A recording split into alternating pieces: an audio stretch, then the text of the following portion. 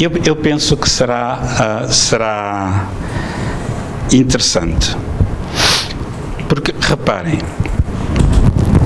há uma coisa da qual nós não podemos fugir, é a morte do corpo de carne, a desencarnação, como nós chamamos, que é a ação de sair. Como a morte não existe, né? A desencarnação é a ação de sair do corpo de carne, do espírito sair do corpo de carne. Outra questão que se coloca a toda a gente no planeta é: o que é que se passa depois da morte? O que é que se passa? Acaba tudo? Não acaba? Há vida? Uns dizem que sim, outros dizem que não. Se há vida, como é que ela é, não é? Até esta data, de 18 de abril de 1857, a altura em que saiu a primeira edição de O Livro dos Espíritos, de Allan Kardec, acreditava-se na vida para além da morte. Porque até esta data, a fé era uma fé cega, era uma fé das religiões tradicionais. Com o aparecimento do Espiritismo, deixou de ser necessário acreditar na vida para além da morte. Porque nós só acreditamos naquilo que não conhecemos, não é? Se eu conheço, sei que carregando na tecla Enter isto vai mudar de slide, eu não preciso de ter fé, porque eu sei, não é? E ao carregar, estão a ver, mudou, desapareceu. Portanto, é uma coisa adquirida, que quando nós temos um conhecimento, ele aparece, não é? Portanto, a partir de 1857, provou-se a imortalidade. E com esta prova da imortalidade, a morte morreu. Allan Kardec matou a morte, passando a expressão, não é? Se é que alguma coisa morre. Ora, se provou que a vida continua, e isso foi provado indiscutivelmente, né? Como é que é essa vida, se a vida continua, e como é que é essa vida no plano espiritual? Esta é uma questão muito importante, não é?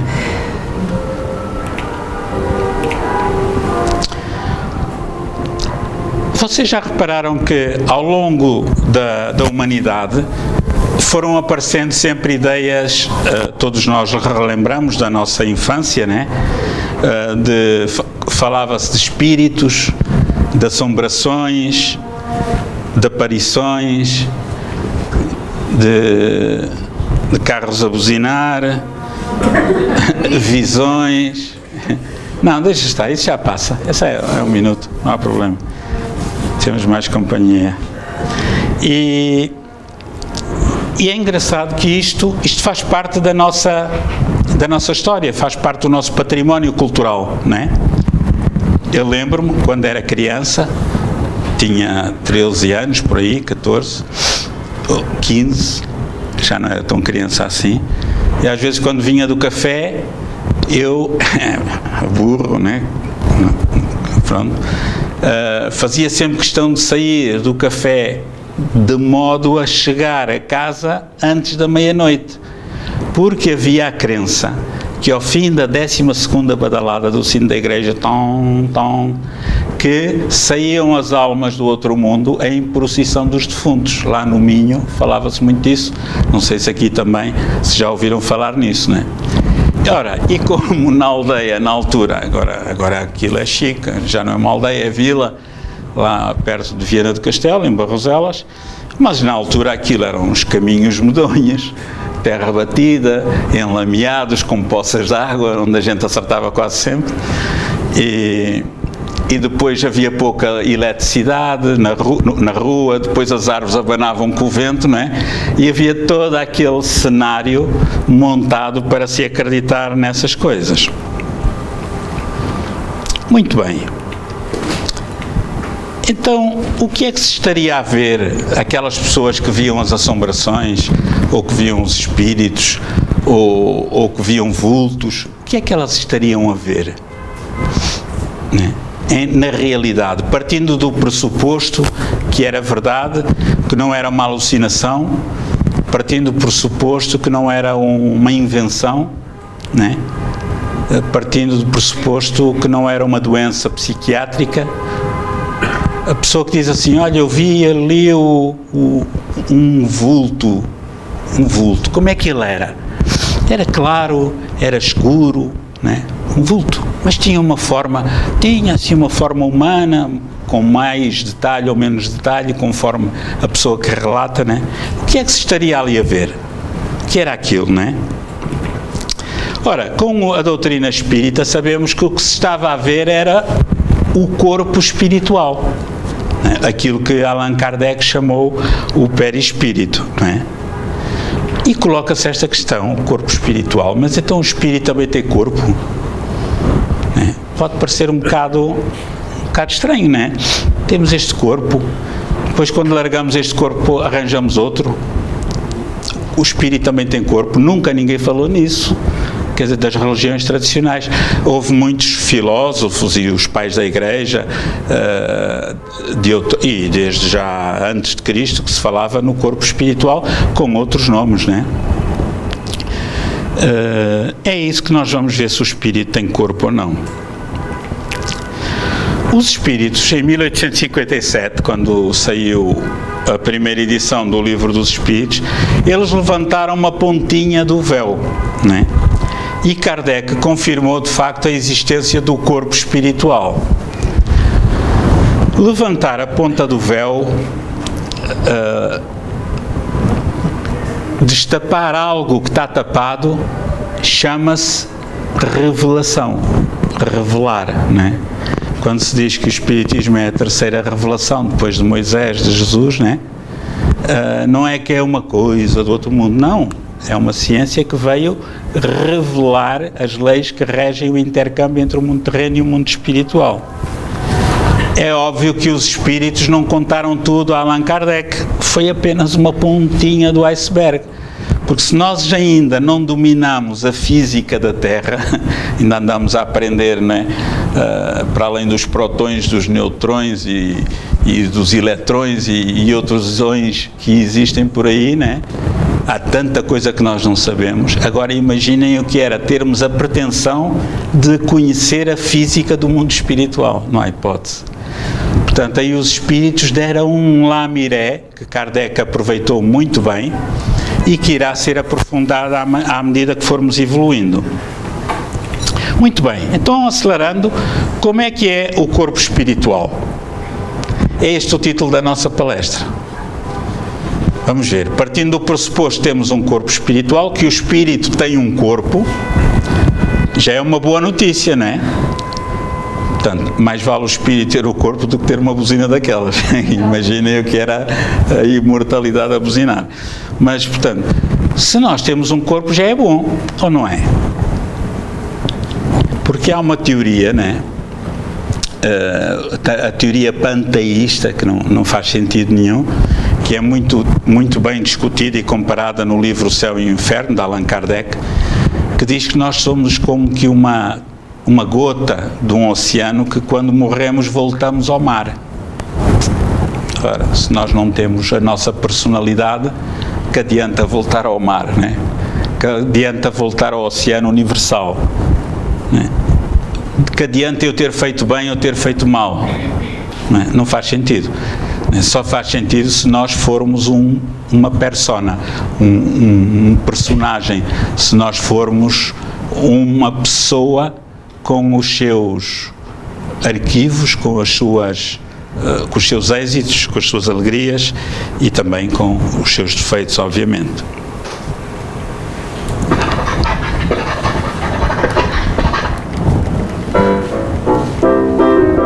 Você sabe o que é um espírito? Não? Pois eu tenho algo aqui que vai revolucionar a sua vida. Um fruto. É? Um fruto? Bom, esse foi um exemplo usado por Allan Kardec.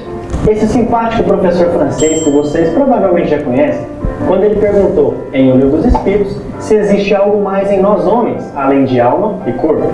Os espíritos nos explicam que a alma que nada mais é que o espírito encarnado se liga ao corpo por um laço semimaterial que eles chamaram de perispírito. Mas espera aí, uma coisa de cada vez. Então nós, seres humanos encarnados, somos formados de 3 partes: o corpo, a alma, o espírito encarnado, e o princípio intermediário, o perispírito. Mas vocês devem estar se perguntando o que um fruto tem a ver com tudo isso. Espera aí, que eu já vou explicar.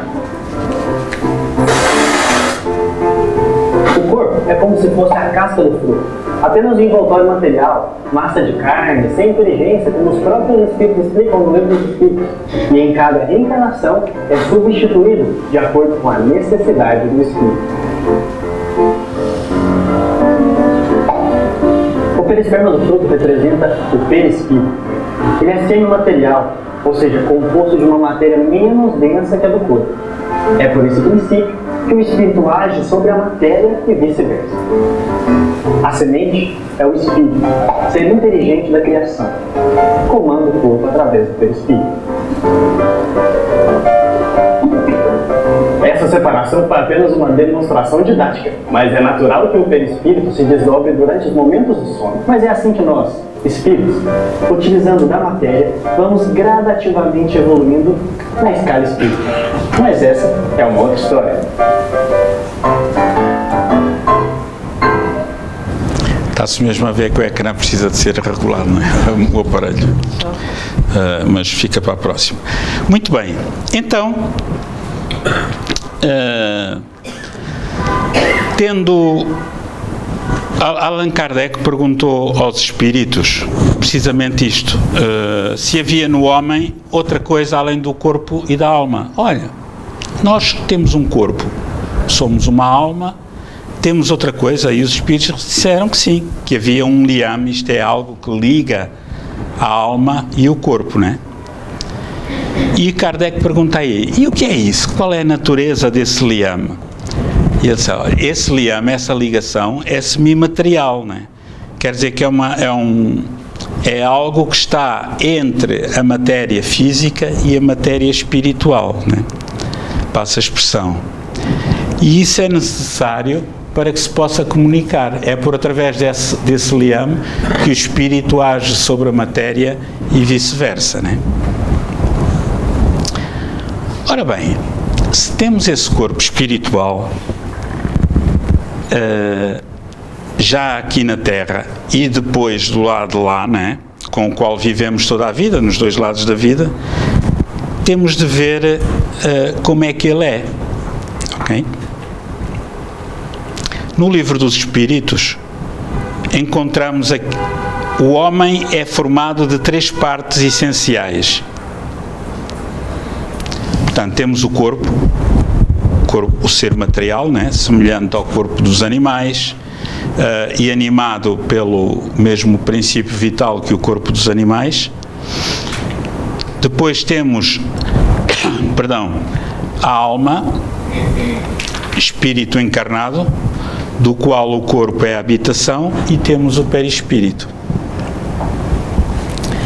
Na essência, aquilo que nós costumamos chamar de espírito é o conjunto da alma mais o perispírito. Já vamos falar nisso mais à frente, ok? O perispírito, ou corpo espiritual, é um princípio intermediário, substância semimaterial, que serve de primeiro envoltório ao espírito e une a alma ao corpo, assim como no fruto a semente, a polpa e a casca. Certo? Agora, temos aqui uma ilustração que vem, de certo modo, resumir o que vimos naquele vídeo e o que falámos agora. Temos aqui o fruto, né? A semente é o quê? É o espírito, onde está lá tudo. Quando vemos uma semente de uma árvore qualquer, de uma pereira, né? A gente nem imagina que aquela semente vai dar por ali fora, uma árvore, vai dar peras, vai dar folhas, flores, etc. No caso de as ter. Portanto, o perispírito no ser humano é o equivalente à película que reveste a semente, que se chama perisperma. Por isso é que Kardec, por analogia, Kardec era um professor associações científicas, dava também aulas de várias disciplinas e, portanto, é natural que ele tivesse feito esta associação entre a botânica e o corpo espiritual. E depois temos a casca da fruta, né? Que é o corpo físico. Ok? Então, nós que estamos aqui na Terra, temos este corpo físico, o corpo espiritual, mais o espírito, a alma, como queiramos. Ora, na pergunta 150, Kardec pergunta: a alma conserva a sua individualidade após a morte? Isto é importante, porque se não conservar, não adianta nada fazer bem ou mal, não é? Se depois de eu morrer, ninguém souber que eu sou o Zé Lucas, ou se eu não tiver individualidade, vou fazer o bem para quê? Posso fazer na mesma, né? Posso ser correto, mas se eu chegar ao fim e não existir mais nada, ou se existir uma coisa que não seja individual, não faz sentido. E os espíritos respondem: a alma conserva essa individualidade. Sim, não a perde jamais. O que seria ela se não a conservasse? Obviamente, né? E aqui, como é que a alma constata a sua individualidade se não tem mais o corpo material? Olha que pergunta inteligente. Espera aí, se eu já não tenho este meu corpo que me identifica como Lucas, como é que a alma constata a sua individualidade? Como é que eu no lado de lá sei que sou o Lucas, se não tenho o corpo de carne, né? E a resposta vem lá: tem um fluido que lhe é próprio, que tira da atmosfera do planeta e que representa a aparência da sua última vida, o perispírito ou o corpo espiritual. Isto é, o nosso corpo espiritual mantém a forma que nós temos, porque o corpo espiritual é o molde do corpo de carne. Se o corpo de carne tem 2 braços, 2 pernas, o corpo espiritual também tem. Tem todos os órgãos que nós temos, de um modo geral. Porque senão o molde estaria estragado, não é? Se assim fosse diferente. Então, agora já começamos a pensar: sim, pá, espera aí, afinal a minha vizinha, quando dizia, olha, eu vi o espírito do Sr. Manel, ouvi o espírito da Dona Maria, o que é que eles estavam a ver? Era o corpo espiritual deles. E como é que eles souberam que era a Dona Maria e o Sr. Manel? Porque esse corpo espiritual mantém a aparência da última reencarnação. Até que depois, ao longo do tempo, pode mudar, né? Isso já são outros pormenores. Para ser identificada, ok? Há mundos em que o espírito, deixando de viver num corpo material, só tem por envoltório o perispírito? Pergunta Kardec. Sim. E esse envoltório torna-se de tal maneira etéreo, subtil, que para vós é como se não existisse. Eis então o estado dos espíritos puros. Isto é, à medida que vamos evoluindo na escala espírita, à medida que vamos evoluindo para planetas mais evoluídos até chegarmos aos planetas celestiais ou divinos, provavelmente o corpo lá, de acordo com o que os espíritos ensinam, é um corpo tão subtil que se nós, com esta condição, olharmos, vamos dizer que não existe nada, porque não vemos, não estamos dentro dessa onda.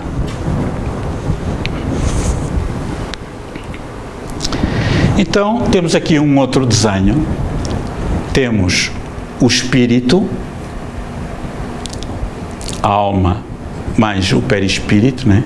Mais o corpo físico, corpo de carne, e o duplo etérico faz o espírito encarnado, ok? Mas ainda há ali outra coisa esquisita, né? O duplo etérico, o que é isso? Ora bem, nós somos, o espírito é o conjunto destas duas coisas, da alma e do corpo espiritual. São inseparáveis. O corpo espiritual vai evoluindo, vai se tornando cada vez mais subtil, mais etérico, mais vaporoso, mais invisível, mas nunca deixa de existir, ok? Senão deixamos de ter a nossa individualidade.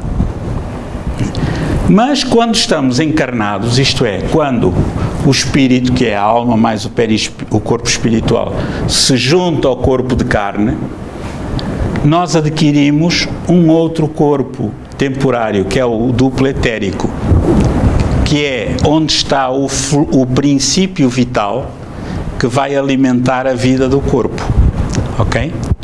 Nós temos trilhões de células no corpo de carne e essas células debitam energia, estão constantemente a funcionar, são como fábricas, 24 horas por dia.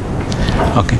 E essa energia dos trilhões de células forma uma luminosidade à volta do corpo da pessoa, que muitas vezes é confundido com o perispírito. Okay.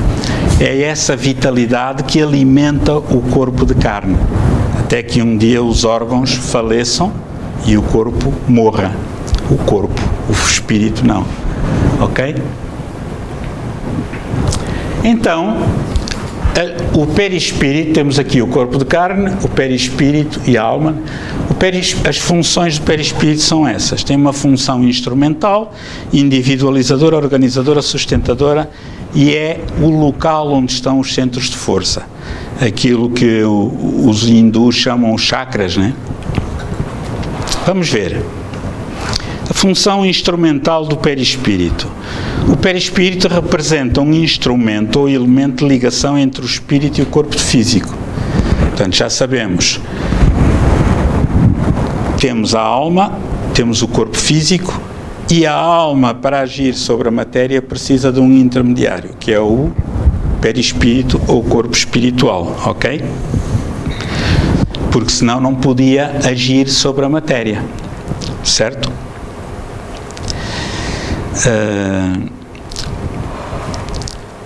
Por exemplo,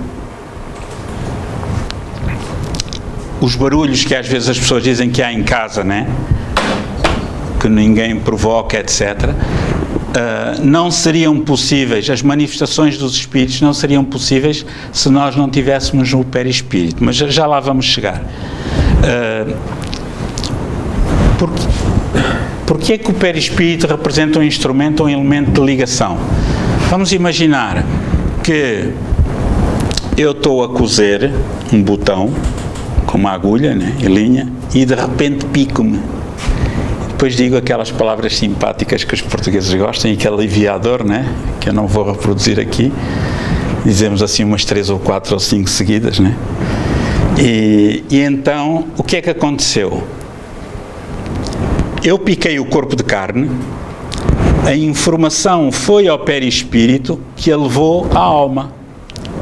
E a alma sentiu a picadela, né? E a alma não gostou muito.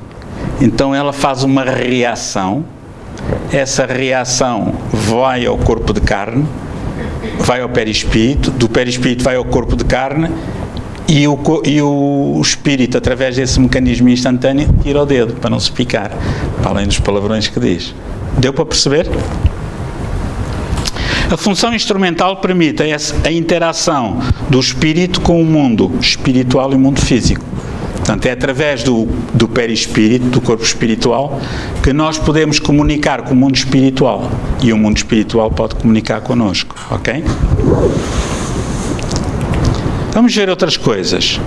É o veículo da mediunidade, aquilo que nós já tínhamos dito, não é? O corpo espiritual desempenha papel essencial em todos os processos mediúnicos. Todos. Todo o tipo de mediunidade desempenha-se através do corpo espiritual.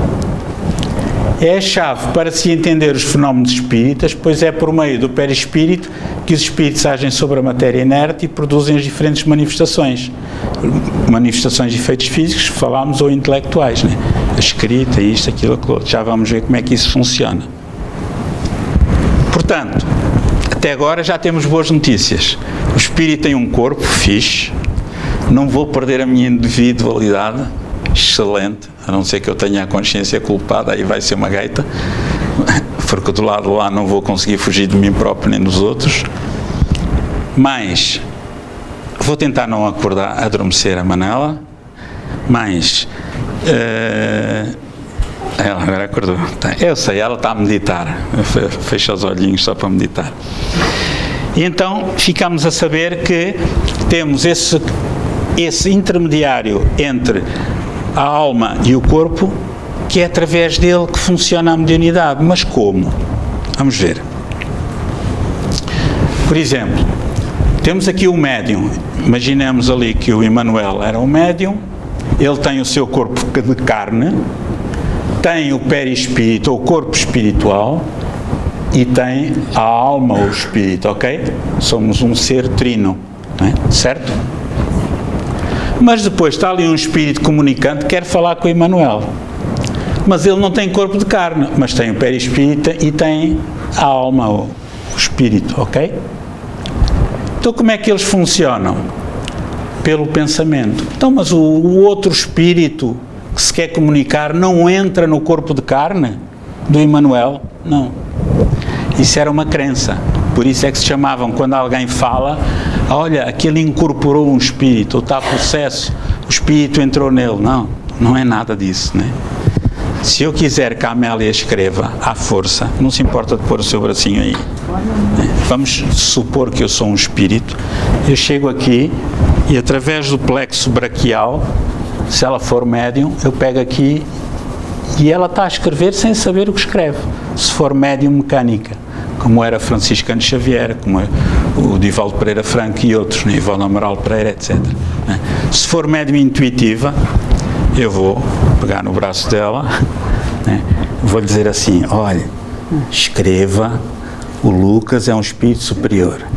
E ela vai captar a intuição e vai escrever aquilo. Claro que ninguém vai acreditar nela, não é?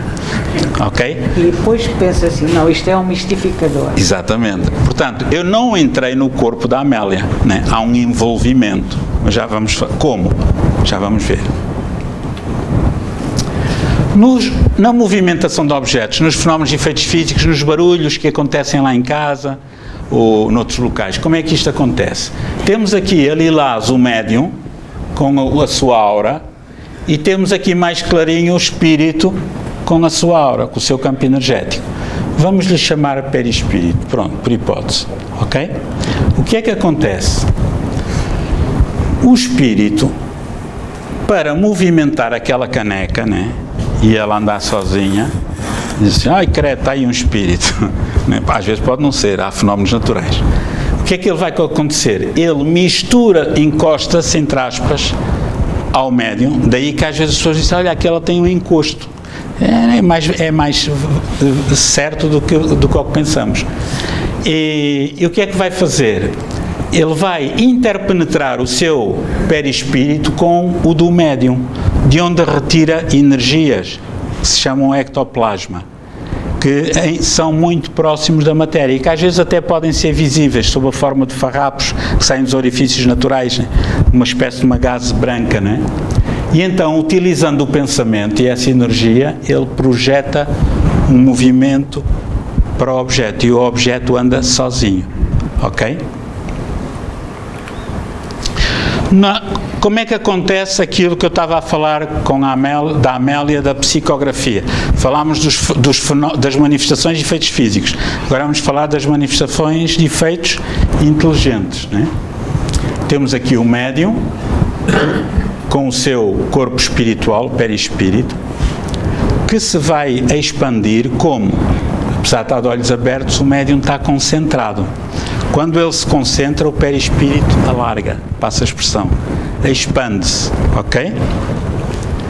E o que é que vai acontecer? O espírito que se quer comunicar baixa também o seu padrão vibratório e também se expande um bocadinho para quê? Para interagir com o médium. Ora, há aqui um campo de sobreposição, forma uma atmosfera fluídica espiritual comum, ok? Se eu quiser interagir com a Amélia, eu não me vou pôr fora da porta a falar com ela, porque ela está aqui e não me vai ouvir. Eu preciso de me aproximar dela. Ok? Então, os espíritos também, embora, depende, se forem espíritos superiores evoluídos, poderão fazê-lo à distância, né? Ora, o espírito transmite a sua vontade ao médium mente a mente, perispírito a perispírito. Estão a ver? Não entra no corpo da pessoa. Quando muito, aproxima-se mais da pessoa, isto é meramente gráfico, não é? E há um envolvimento do perispírito do médium, do espírito, com o do médium, não é? E aí, o que é que acontece? Por isso é que às vezes, por exemplo, se este senhor se colocar aqui mesmo ao lado dela, há quase que uma sobreposição deste perispírito com o do médium. Ora, se este senhor tiver com dor de cabeça, a médium vai ficar com dor de cabeça. Não, vai sentir dor de cabeça. Epá, de repente vem uma dor de cabeça, que é o estado da alma do médium. É uma telepatia. Portanto, ela capta mentalmente o que se está a passar com o espírito. Se o espírito tiver sido, por hipótese, assassinado à facada, ainda dói ali, o médium pode sentir essa dor. É temporário. 1 minuto, 15 segundos, 20 segundos. Estão a ver? Isto é, e a pessoa, daí a importância de estudar a mediunidade. E a pessoa diz assim, pá, mas eu estava tão bem, de repente senti isto. Pode ter sido a aproximação de um espírito doente ou necessitado e a pessoa está a captar telepaticamente, né, mentalmente, as necessidades do espírito. Isso também acontece para o bem. Quando se aproxima um espírito bom, mais evoluído, que nos transmite paz, harmonia, ânimo, boas intuições, né? Outras funções do perispírito, função individualizadora. Ora bem, o perispírito apresenta características muito peculiares à identificação de cada indivíduo. Aquilo que nós tínhamos falado da Dona Maria de São Manel. Está relacionada com as histórias conquistas evolutivas da pessoa. O perispírito dos espíritos mais inferiores é muito grosseiro, de tal modo que às vezes podem ser confundidos com o corpo carnal, né? A razão porque acreditam que ainda estão vivos, ok? Esta função individualizadora tem por objetivo dar visibilidade ao espírito, torna o espírito visível ou tangível, ok? Vocês lembram-se daquela passagem de Jesus, quando ele apareceu no meio dos apóstolos, que estavam fechados, cheios de medo, não é? E em que época foi? Aquela história das línguas de fogo? Não. No cenáculo, parece que. O que foi aqui? Chamava-se o cenáculo. Não, não é nada disso. Então. Não interessa. Em que época foi?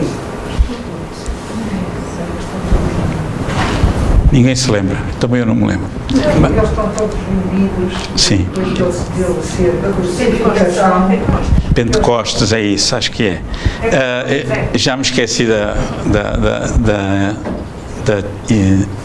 do catolicismo onde nasci, no Pentecostes. Portanto, os apóstolos estavam fechados e agora o que é que vamos fazer? E Jesus aparece, né? E apareceu várias vezes, e uma delas, o Tomé, na primeira vez que Jesus apareceu, disse assim, não, eu só acredito se vir, está aqui a tão malandro. E Jesus, a terceira vez que apareceu, disse, ó Tomé, anda cá, toca aqui nas feridas, né? Por isso é que a gente diz assim, eu sou como o São Tomé, só se vir é que acredito, né? O que é que aconteceu ali? Jesus tem o seu perispírito, né, que naquele tempo estava com uma matéria mais densa, próxima da Terra, e tornou-se visível, utilizando o quê? O ectoplasma dos médiuns. Quem eram? Os apóstolos, né? Ok? Portanto, esta ação individualizadora é esta que permite identificar o espírito. Aliás, isto vem na Gênese de Allan Kardec, capítulo 14, item 9. Vemos aqui, por exemplo, uma pessoa a largar o corpo de carne pelo fenómeno natural da morte, em que vemos aqui a mulher a chorar, agarrada ao filho mais novo, a filha mais velha, o médico, coitado, olha, mais um que foi para a Quinta das Tabuletas, né? Ou para a Quinta dos Pés Juntos, como a gente costuma dizer na brincadeira. Mas a pessoa não morreu. Ela está viva, está a ser recolhida ali pela sua mãe no mundo espiritual. Está num estado ainda de perturbação, né? Amparado pelo seu guia espiritual, pelos espíritos amigos. Então a vida continua. Porquê? Porque nós temos um corpo espiritual. Mas é igualzinho ao outro? Pois é, mantém a forma igual. Mas é noutro estado da matéria.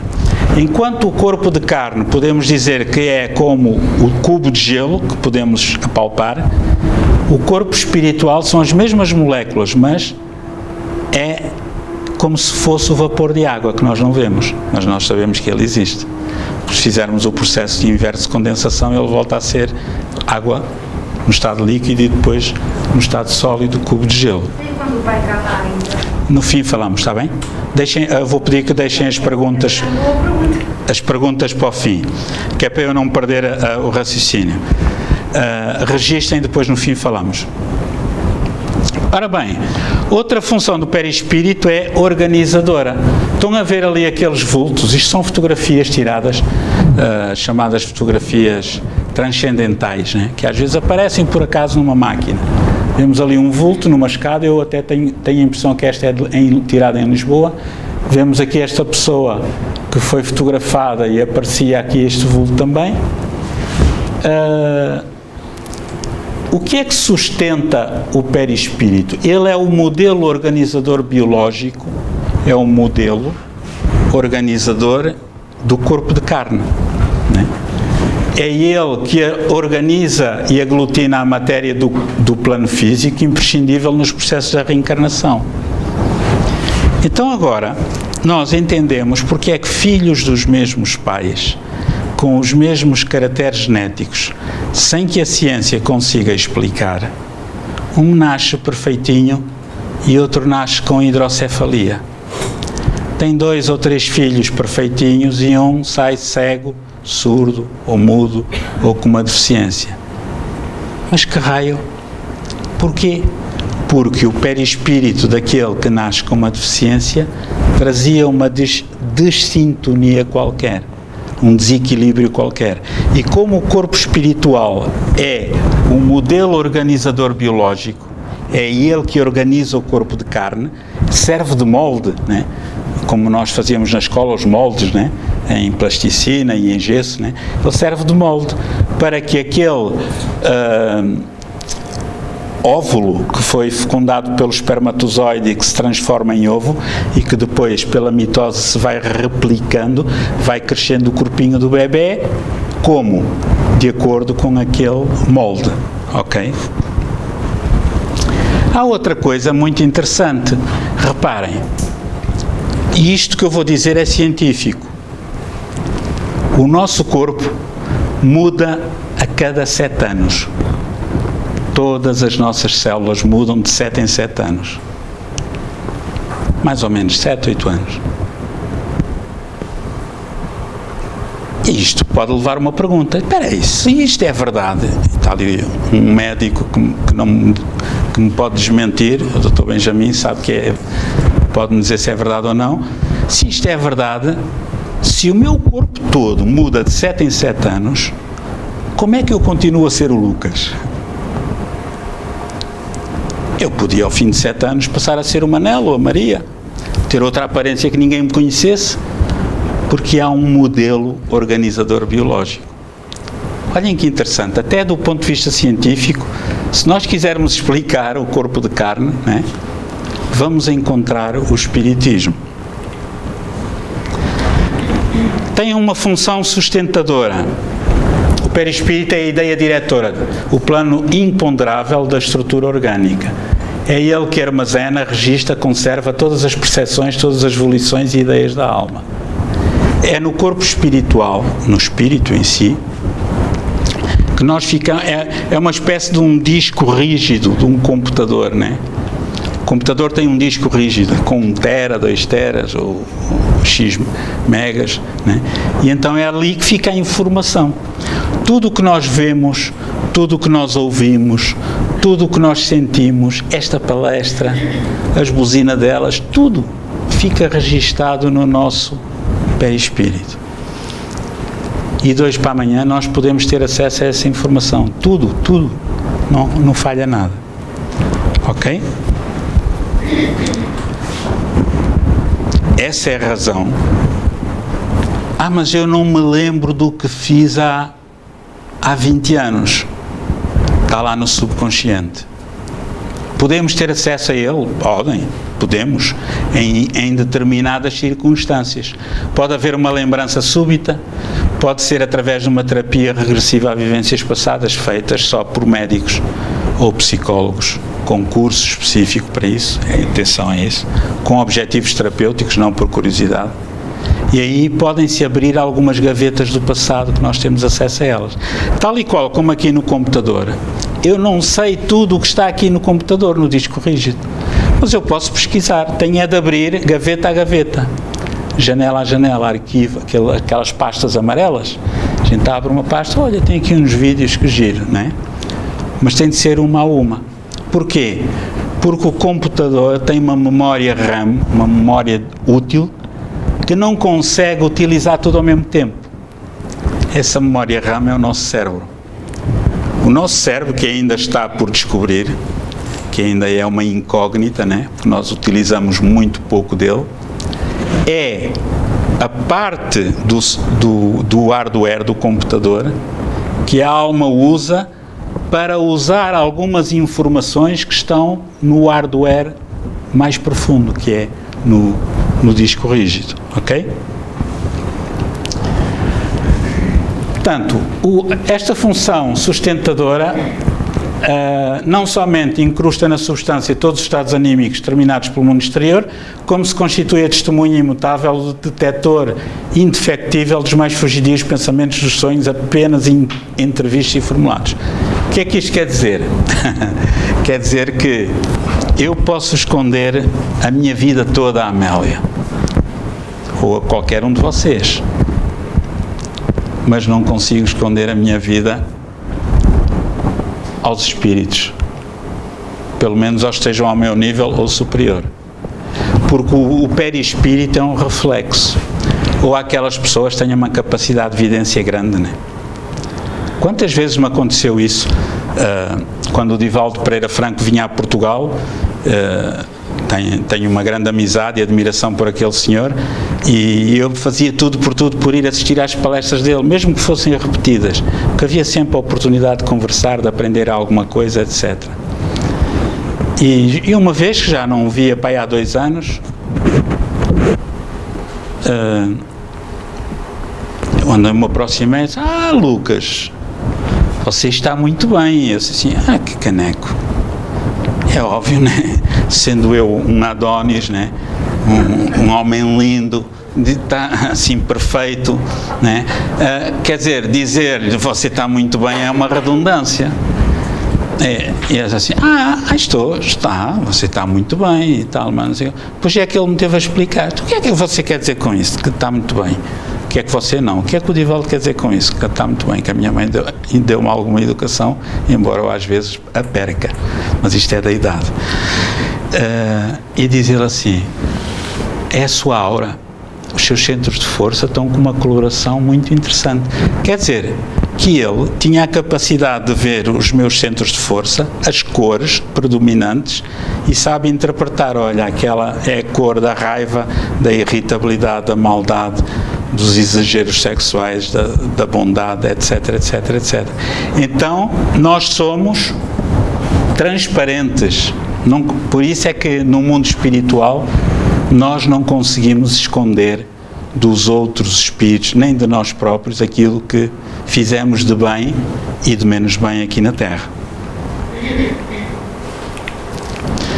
E por último, estamos quase a terminar, o centro, o perispírito é a sede, é o local onde estão os centros de força, aquilo que os orientais chamam chakras. Temos aqui, são, em essência, André Luiz, o espírito que se comunicou por Franciscano Xavier, ele refere como 7 centros de força, os essenciais. Há quem refira 8, mas há outros centros de força secundários, que há quem refira também que eles têm muita ligação com os canais energéticos da acupuntura, conhecimento esse já milenar, né, que veio da China e que hoje em dia estão comprovados cientificamente que existem.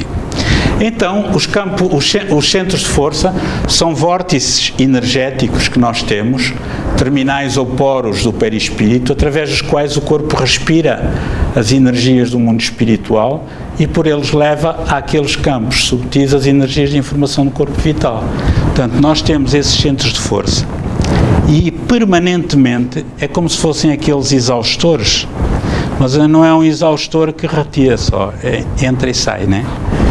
Portanto, esses centros de força estão permanentemente, através deles, nós recebemos energias do mundo espiritual, do cosmos, e enviamos. Recebemos e enviamos, recebemos e enviamos. Essas energias entram através do perispírito, corpo espiritual, nesses centros de força, que estão, por sua vez, ligados no corpo de carne, a quê? Aos plexos nervosos, que por sua vez estão ligados às glândulas. E essa energia vai e das glândulas para todo o corpo. E o processo inverso também. Quando os centros de força estão bloqueados, a pessoa adoece. Daí a importância do passe. Quando se diz assim, o passe cura, às vezes cura. Porque quando nós temos um centro de força bloqueado ou entupido, passa a expressão, um passe dispersivo, né, por uma equipa de passe que funcione bem, ajuda muito e a pessoa sente-se mais aliviada. Se a pessoa tiver uma dor de cabeça, um passe, não é a arte mágica da mão, não, é acompanhada pelo pensamento, né?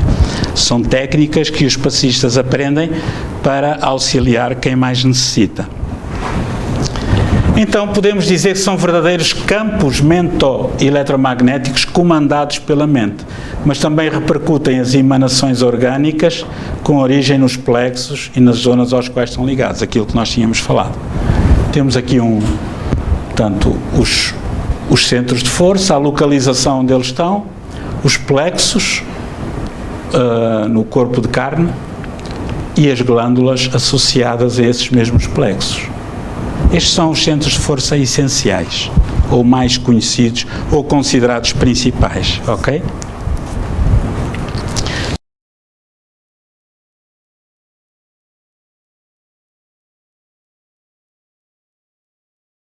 Temos aqui uma outra fotografia, aqui a aura deste senhor, os vários centros de força. O coronário é o centro de força mais importante, por onde entra a energia que vai iluminar. Portanto, e vemos aqui os vários plexos também que estão associados e as suas glândulas. Ora bem, sendo assim, o perispírito tem várias propriedades. Plasticidade, expansibilidade, irradiação, penetrabilidade, é absorvente, olá lá, tem densidade, tem peso, o corpo espiritual tem peso, e esta luminosidade pode ser visível e tangível. Vamos lá avançar com isto.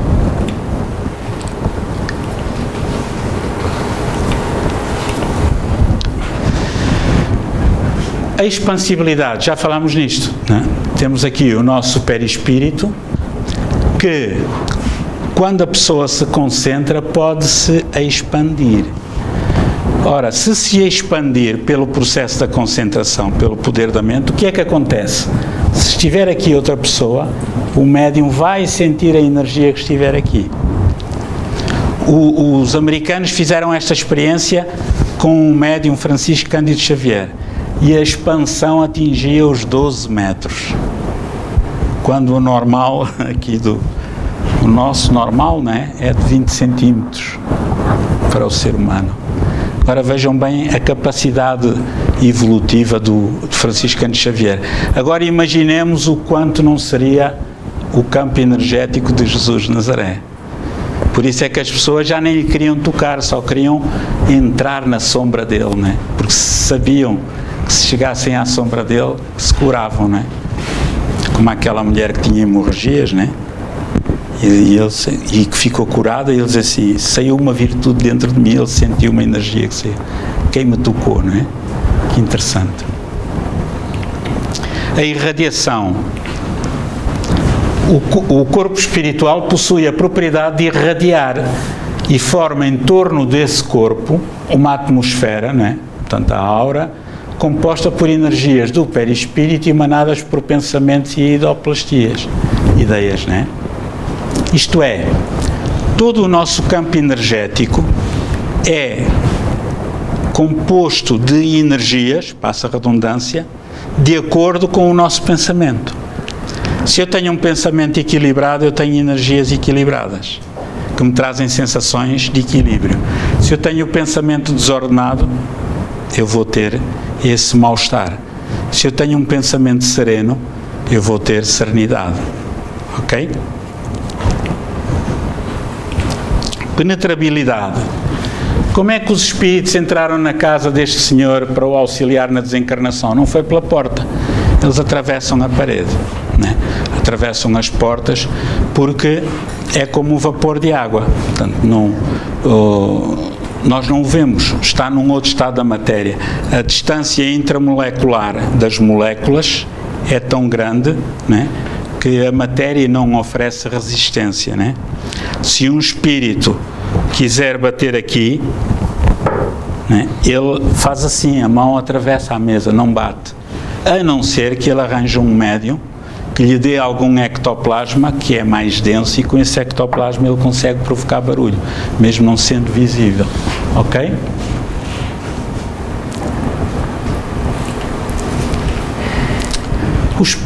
O perispírito é absorvente. Olha, isto é importante para todos nós, porque ele é capaz de assimilar essências materiais. Através do perispírito, o desencarnado absorve as energias dos alimentos, o fumo do álcool. O perispírito é capaz de absorver as energias do ambiente onde se encontra, inclusive os produzidos pela sua condição mental. Há pessoas mais sensíveis que entram num determinado ambiente e ficam meio zonzas. O ambiente não está bom, né? É essa energia, né, que contamina. Quando se chega à beira de alguém que tem mau feitio, não é? A gente sente logo assim um coisa, depois afastamos-nos, e então como a aura dela está ali e a minha está aqui, já me sinto bem, não é? Exatamente. Por exemplo, sei lá, se eu chegar ali à beira da... Agora tenho de elogiar, à beira da Cidália, né? Como ela é um anjo, né? Quando está a dormir parece que não chateia ninguém, e então ela, sendo um anjo, tem uma aura muito boa. E eu adoro estar à beira da Cidália, porque eu até me sinto bem. Ai, pá, que pena ela ir-se embora. Não nos acontece isso tantas vezes, ok? E depois, o nosso próprio pensamento também intoxica os nossos centros de força ou agiliza a sua função. E a luminosidade, densidade, né? Estão a ver? Quando nós somos assim, a nível espiritual continuamos assim, ok? Por isso é que às vezes as pessoas dizem assim, eu vi um vulto escuro. Como é que ele era? Pá, era assim escuro. Não é muito evoluído. Pode não ser mau, mas é pouco evoluído de certeza, não é? Sendo agente da alma, o corpo espiritual, ainda que de natureza etérea, não deixa de ser matéria. Os espíritos dizem que o corpo espiritual é matéria e tem peso específico. E essa é a razão porque nós muitas vezes demoramos a adquirir a nossa lucidez no mundo espiritual, aquela fase de perturbação entre a desencarnação, o desligar do corpo de carne, e o termos consciência. Porquê? Temos de nos adaptar ao nosso corpo espiritual, que pesa umas gramas, enquanto este pesa 72 ou 73 quilos, conforme coma mais bolos ou não. Desse modo apresenta uma certa densidade que se relaciona com o grau de evolução do ser. Claro, quanto mais evoluído o ser, menos denso é o corpo espiritual, né? E também, quanto mais evoluído, mais luminoso é, quanto menos evoluído, menos luminoso é. Ok?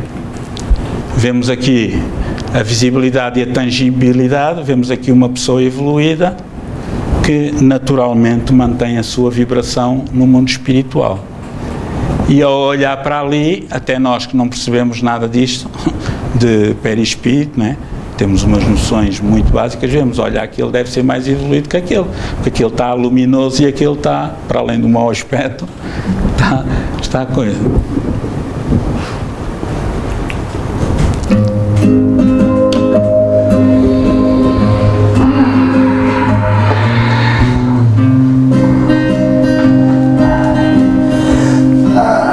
Desdobrei. Esse negócio de sair do corpo enquanto tá dormindo é bom. Vamos esticada no perispírito. Olha, minha mulher é linda. Não canso de olhar pra ela. Será que a Juliana já desdobrou também? Afonso? Amor, você ainda tá aí dentro? Já saí. Tô aqui na sua frente. Meu Deus, quem é você? É uma bruxa! Meu Deus, uma bruxa, socorro! Que bruxa, Afonso? Sou eu, Juliana. Juliana? Não é possível. Por quê? Eu tô muito diferente assim, fora do corpo? Um pouco. Eu tô mais bonita? Não exatamente. Eu tô feia, né, Afonso? Eu tô feia. Aliás, pra você eu tô sempre feia, né? É um inferno, porque eu me cuido pra burro, eu só vivo na academia, eu quase morro de inanição pra poder ficar assim magrinha, bonita pra você. Plástica, lipo, só toma Activia. Pra que isso tudo, Juliana? Pra você, Afonso. Pra você. A culpa é sua. A culpa é minha? Eu sempre te achei linda, Ju.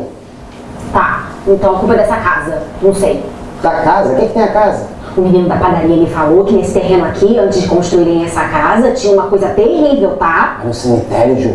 Um McDonald's. Essa casa tá repleta de energias gordas, entendeu? Só de respirar eu engordo aqui dentro, Afonso.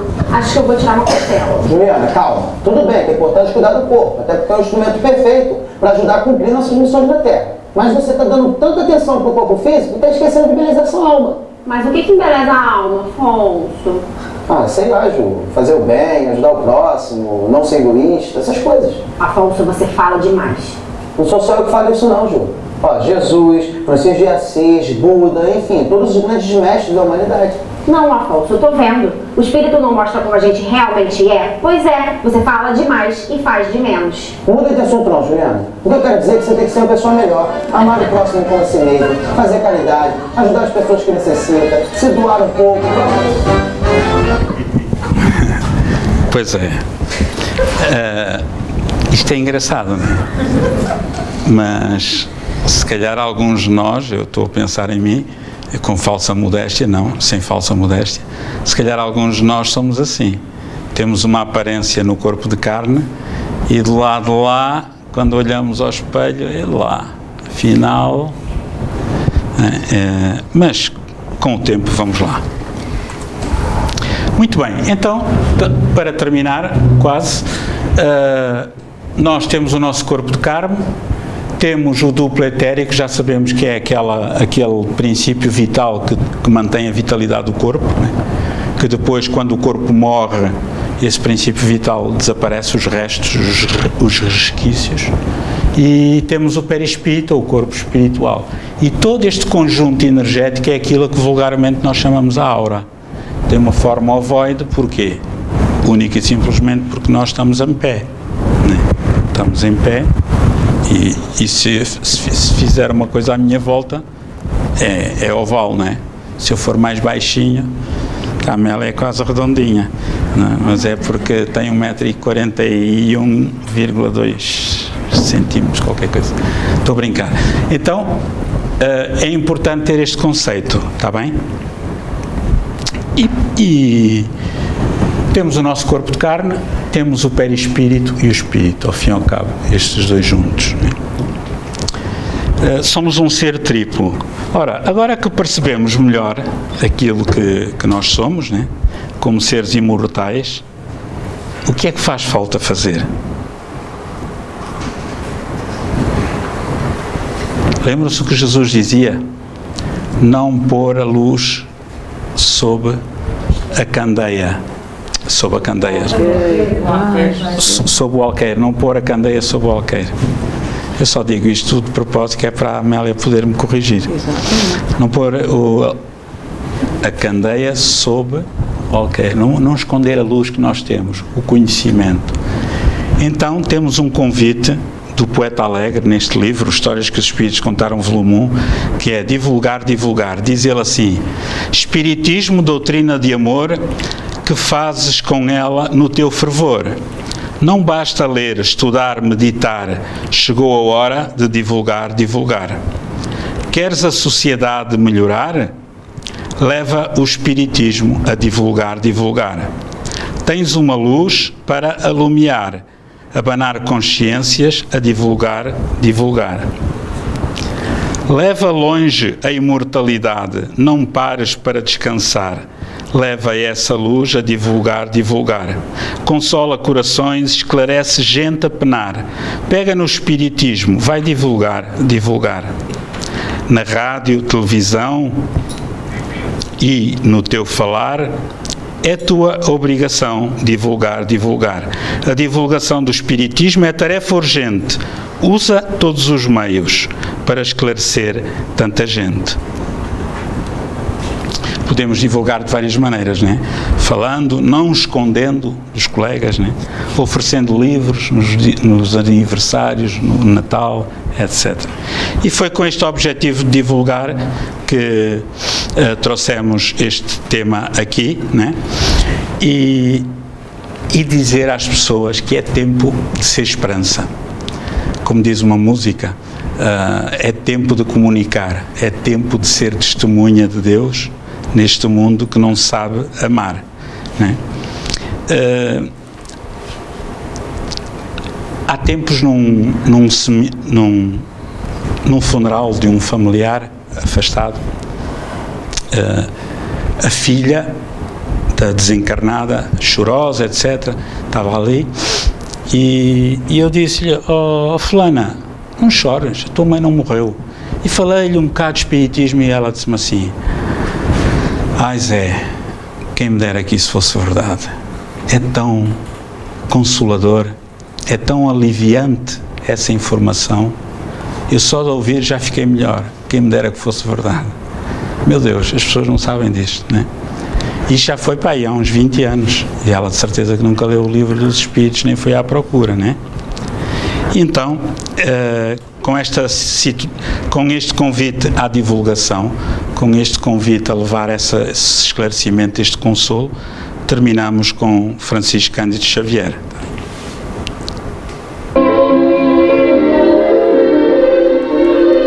Confia sempre, não percas a tua fé entre as sombras do mundo.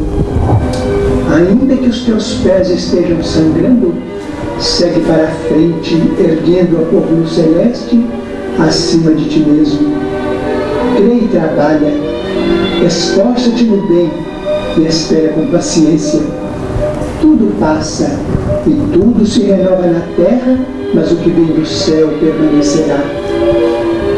De todos os infelizes, os mais desditosos são os que perderam a confiança em Deus e em si mesmos, porque o maior infortúnio é sofrer a privação da fé e prosseguir vivendo.